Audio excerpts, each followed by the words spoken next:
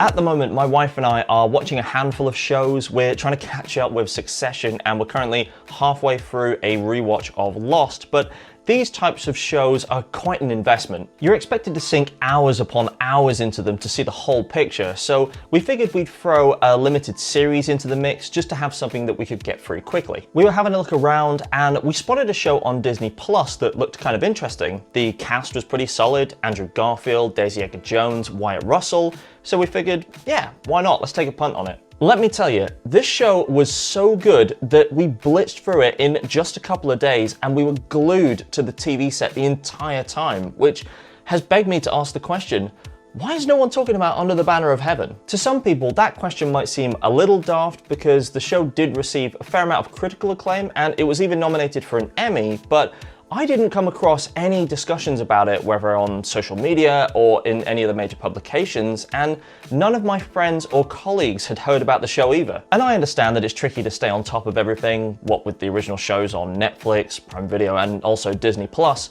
But that's why I wanted to draw attention to the show, because it does so much right and it'd be a shame if more people didn't see it. The show has several moving parts, but at its core it's about two detectives, played by Andrew Garfield and Gil Birmingham, who have to investigate the death of a mother and her small child in what appears to be a murder with ties to Mormon fundamentalists. The show expands upon the significance of those ties as it slowly introduces the Lafferty family, who are not only connected to this event, but they're also a distinguished household in the local Mormon community. The whole thing is inspired by Jon Krakauer's true crime book of the same name, and yes, that's the same Jon Krakauer who wrote Into the Wild. And I say inspired because the show does take some liberties with what actually happened. The show's main character, for instance, Detective Jeb Pyer, is entirely fictional, but you would never know from the amount of depth that the show adds to these characters. Easily the most compelling thing about the show is seeing Jeb, who is a devoted Mormon and family man himself, come to terms with the idea that something so violent could have happened within his own community. Too many works of fiction try and ignore the topic of faith, which is a missed opportunity because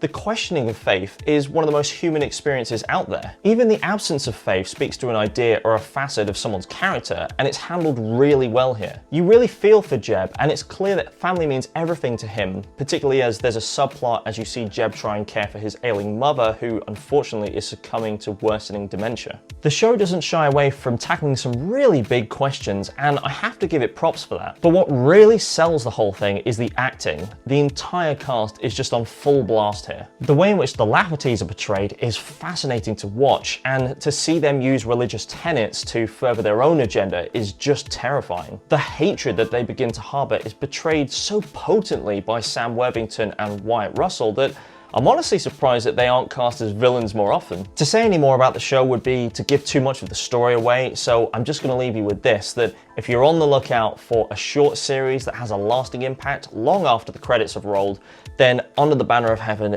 definitely has to be next on your list. If you've already seen the show, then I'd love to hear what you have to say in the comments, and while you're here, why not hit that subscribe button as well? But either way, thank you for watching.